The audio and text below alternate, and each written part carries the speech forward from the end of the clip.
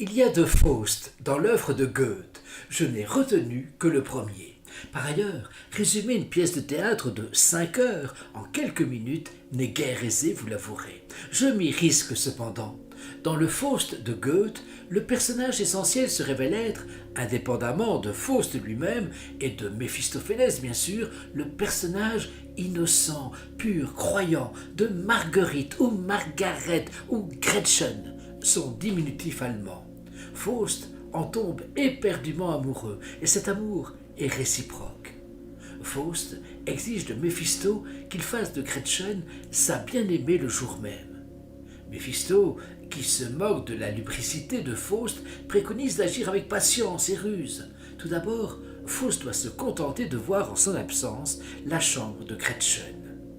En raison du retour prématuré de Gretchen, Méphisto entre et place dans l'armoire une cassette de bijoux qu'il a volée.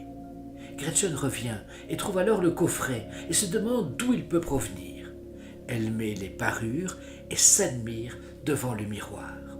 Méphisto raconte alors à Faust que Gretchen a montré les bijoux à sa mère, qui a fait venir un prêtre. Ce dernier a pris les bijoux suspects pour l'Église et promis pour cela une récompense céleste. Méphisto se moque de la joie de l'Église à empocher des biens sans se soucier de leur provenance. Méphisto raconte comment Gretchen pense à l'écrin jour et nuit, et encore plus à celui qui le lui a apporté.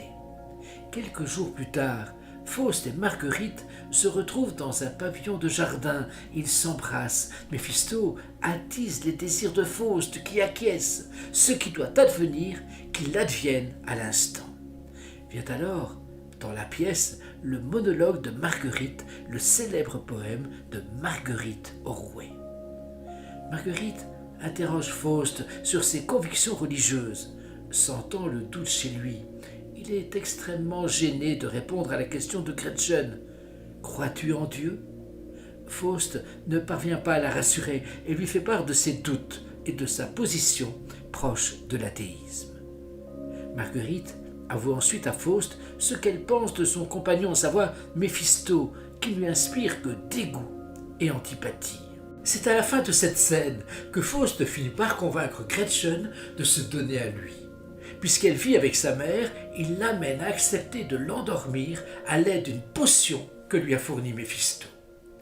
Marguerite tombe enceinte, elle sent le malheur qui la menace, son amour pour Faust la détruit.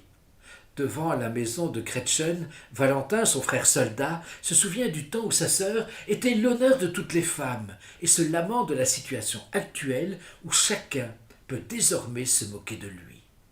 Valentin apparaît alors pour trucider Méphisto, mais ce dernier guide la main de Faust, et c'est lui qui transperce Valentin. Faust et Méphisto disparaissent. Gretchen apparaît quant à elle et s'approche de son frère blessé qui l'interpelle et lui esquisse son destin de putain, abandonné de tous. Il semble lui suggérer l'infanticide. Je cite « Quand la honte voit le jour, on la met au monde en secret et on lui rabat le voile de la nuit sur la tête et les oreilles.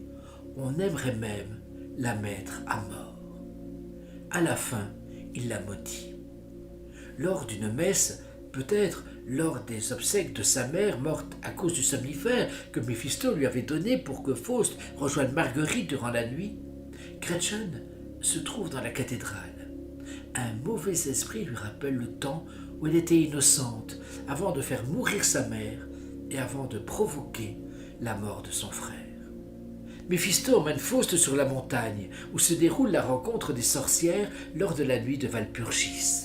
Faust aperçoit alors une belle enfant pâle qui ressemble à Gretchen, dont il admire le beau col, que seul orne un cordonnet rouge, signe des assassins dont la tête a été tranchée. Faust est désespéré car il vient d'apprendre le sort de Gretchen, emprisonnée comme criminelle et torturée. Il demande à Méphisto de le mener à la prison et de libérer Gretchen, mais Méphisto ne peut que l'y conduire, endormir les geôliers, mais c'est Faust qui doit la sortir par main humaine. Faust et Méphisto, au galop sur des chevaux noirs, aperçoivent une guilde de sorciers autour de la roche aux corbeaux, là où on édifie le gibet. Devant la porte du cachot, Faust frissonne. Il craint de voir Gretchen, elle qui, pour tout crime, n'eut que belle illusion. Puis, il entre. Gretchen croit d'abord que c'est le bourreau qui vient la chercher avant l'heure. Elle se souvient alors du crime dont on l'accuse et voit le vacarme de l'enfer. Faust l'appelle, elle reconnaît sa voix, mais ne le reconnaît toutefois pas tout de suite. Elle s'imagine sauvée, revoit sa vie d'avant, sa vie heureuse, cherche à embrasser Faust, mais celui-ci veut qu'elle vienne avec lui, car l'aube approche. Elle lui révèle alors qu'elle a noyé leur enfant.